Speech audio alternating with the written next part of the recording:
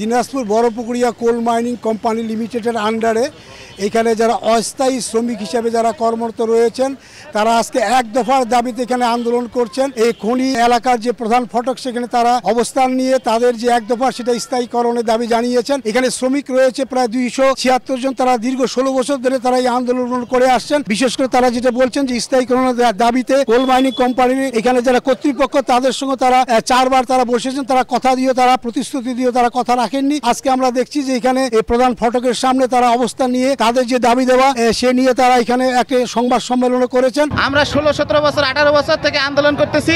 আমাদের চাকরির বয়স 20-25 বছর, 12 বছর, 13 বছর, 14 বছর এভাবে আমাদের নিয়োগপ্রাপ্ত আমরা আছি। দীর্ঘ সময় ম্যানেজমেন্টের সাথে আমরা অনেক আন্দোলন করে এই চাকরি নিয়োগ প্রক্রিয়া আমরা বাস্তবায়ন করতে পারি নাই।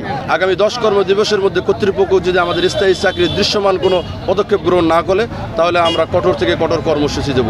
10 কর্মদিবসের মধ্যে যদি তারা তাদের দাবি দেওয়া না মানে তারা কঠোর কর্মসূচি তারা দিবেন বলে তারা জানিয়েছেন। বড়পুকুরিয়া খনির প্রধান ফটক থেকে গোলাম নবী দুলাল, সময় সংবাদ।